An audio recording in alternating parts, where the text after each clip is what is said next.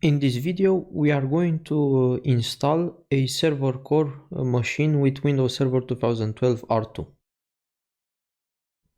First, of course, we have to create the virtual machine. I'm on my Hyper-V server, so new virtual machine.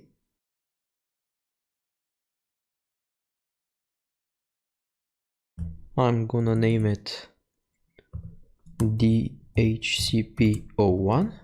And I am guessing you might know what this machine will be for. Let's make a generation 2. Use dynamic memory, of course. Connect it to my network. For this one, 40 gigabytes is more than enough. Use the ISO for 2012 R2. And create a machine. Of course, we have a couple of things to set after creation, like dynamic memory parameters, 2 gigabytes maximum. I'm gonna lower the memory buffer really a lot, and also the memory weight for this one. I'm gonna give it 2 CPUs like always. Use guest services. And configure the shutdown and startup actions as we usually do on this channel. And now let's start the installation. Press any key to boot from the DVD.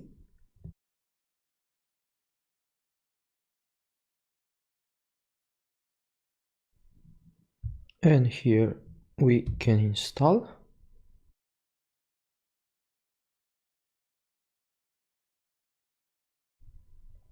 The nice thing about server core is that we can just click next. Since it's default, accept and next. Use custom and use the only disk we have available. And now the installation will start. I will come back to you when we need to change the administrator password. And here we are. Now we have to set a password for the local administrator.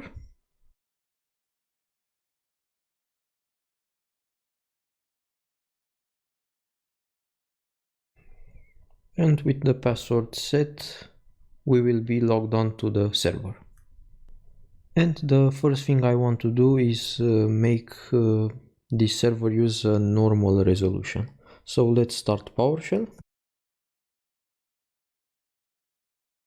And for PowerShell also I will configure a bigger font size so it's easier to see.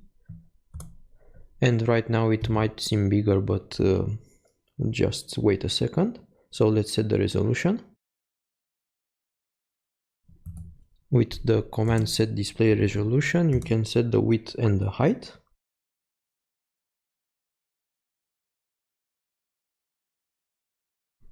And -force is good, so you are not asked if it's okay or not. Run this command. Now go into full screen and we have full HD resolution, which looks much better. Let's resize the PowerShell window and now we can continue.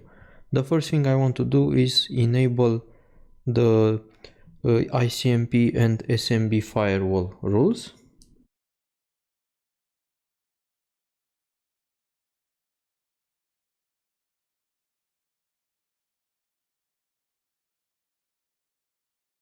And this is the way to find them, of course. First, this is the Icmp rule. We just take it and with this command we enable it.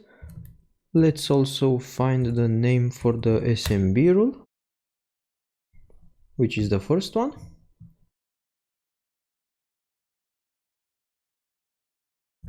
Let's also enable this one. And with the firewall taken care of, we can continue to set network settings to enable remote desktop and to change the name and put the server in the domain. And this can be done from the sconfig tool. Just type sconfig. And now we are in this cool tool with which we can set all the basic stuff. First I want to set the network settings, so press 8. And the only network card is with index 10, so 10. Now the first thing we will do is change the IP address, so press 1. We want a static configuration. The IP address will be 192.168.10.3. The mask is okay, and we have to also set the default gateway.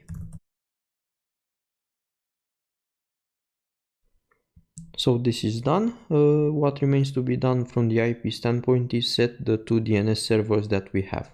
So press 2. And the first DNS server is DC01.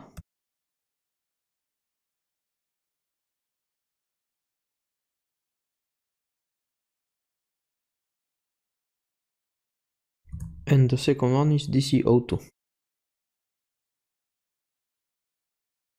DNS is also taken care of. Let's enable remote desktop 7. Enable. Press 1 for the more secure option, and it's enabled. Press enter here. And the name and joining the domain can be done in one operation.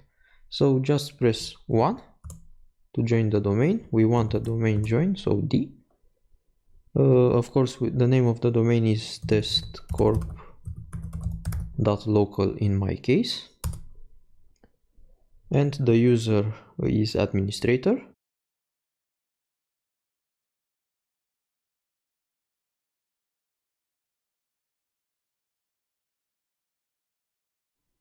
And at this point, just press yes to change also the computer name before adding it to the domain.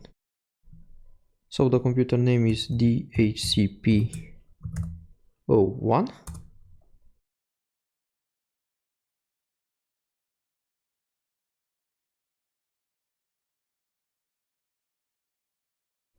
And now after we restart, everything is okay. We have just installed and configured a Windows Server 2012 R2 Core Edition. In the next video, as the name of the server suggests, we are going to install and configure DHCP on this server. So if you like the video, I would appreciate a like and a share. Please subscribe, and thanks a lot for watching.